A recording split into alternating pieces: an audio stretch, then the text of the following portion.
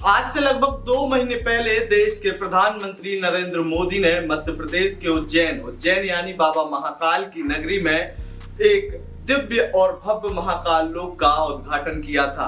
अब जब 2 महीने बीतने वाले हैं तो महाकाल लोक के उद्घाटन के बाद से उज्जैन कितना बदला है सामाजिक और आर्थिक रूप से, आज के वीडियो में हम इसी विषय पर बात करेंगे। नमस्कार, मेरा नाम है अंकित और आप देखना शुरू कर चुके हैं आयुध।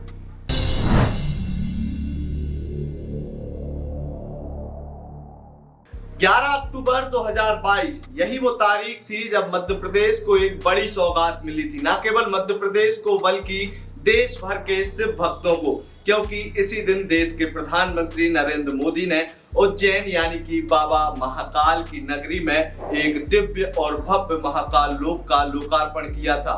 इस कार्यक्रम में न केवल नरेंद्र मोदी ने उद्घाटन किया था बल्कि प्रधानमंत्री मोदी खुद बाबा महाकाल की शरण में पहुंचे थे। 11 अक्टूबर के बाद से आज तक उज्जैन में काफी बदलाव देखने को मिले हैं। सबसे पहले यदि हम बात करें आर्थिक और सामाजिक रूप की, तो उज्जैन की आर्थिक स्थिति महाकाल लोक के निर्माण के बाद से ही लगातार बदलती हुई नजर आ रही है। पहले जहां गिनी चुनी महाकाल क्षेत्र में प्रसाद और बेलपत्र की दुकानें हुआ करती थी, आज उसी महाकाल क्षेत्र में लगभग 400 दुकानें संचालित हो रही हैं। इन दुकानों में लगभग 5000 लोग काम कर रहे हैं। 5000 लोगों को प्रत्यक्ष और अप्रत्यक्ष रूप से रोजगार मिल रहा है, जिसकी वजह से उज्जैन में रोजगार के अवसर बढ़े हैं। मैं आपको बता दूं कि महाकाल लोक के उद्घाटन से पहले बाबा महाकाल के दर्शन करने वाले श्रद्धालुओं की संख्या महज 20 से 25,000 हुआ करती थी। वीकेंड यानी कि छुट्टी के दिनों में यह संख्या 40,000 तक पहुंचती थी, लेकिन अब आम दिनों में ही बाबा महाकाल के दर्शन करने के लिए, महाकाल लोक को देखने के लिए लगभग 1 से 1.5 लाख श्रद्धालु प्रतिदिन आ रहे हैं, जिसकी वजह से न केवल महाकाल मंदिर समिति को फायदा हो रहा है बल्कि महाकाल क्षेत्र में दुकानें संचालित करने वाले दुकानदारों को भी अच्छी आमदनी हो रही है।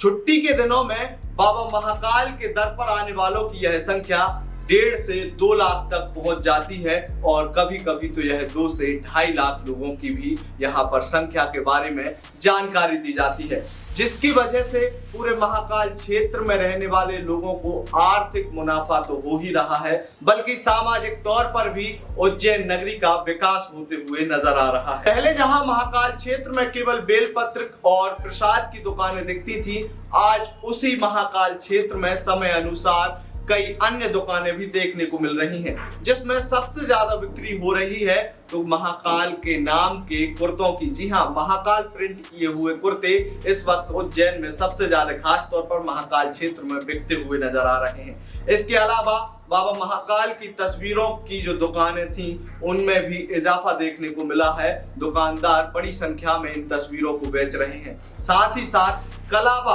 और जो धागा उज्जैन में न केवल एक सामान्य तौर पर बेचा जाता था, अब वह एक ट्रेंड के रूप में सामने आ रहा है और धागे की भी दुकानें लगातार बढ़ती जा रही हैं। महाकाल लोक के आसपास रहने वाले लोगों ने भी अपने जो रेसिडेंशियल इलाके थे उन्हीं रेसिडेंशियल घरों को अब होटल और धर्मशाला के तर्ज पर काम करना शुरू कर दिया है, जिसकी वजह से आसपास के क्षेत्र के लोगों को भी बड़ी संख्या में रोजगार मिल रहा है। इसके साथ साथ न केवल महाकाल क्षेत्र में दुकानें और दुकानदारों को फायदा हो रहा है बल्कि परिवहन का काम, जैसे ऑटो रिक्शा चलाने वाले लोगों को भी बड़ी संख्या में यहां पर फायदा होता हुआ नजर आ रहा है। पहले जहां केवल मध्य प्रदेश के सीमावर्ती राज्यों से बाबा महाकाल के भक्त आते थे, वहीं अब प्रतिदिन मध्य प्रदेश के अलावा दूर दराज जैसे हिमाचल, उत्तराखंड और इसके अलावा कई अन्य दूर दराज के राज्यों से लोग महाकाल लोक के दर्शन करने के लिए, बाबा महाकाल के दर्शन करने के लिए पहुंच रहे हैं।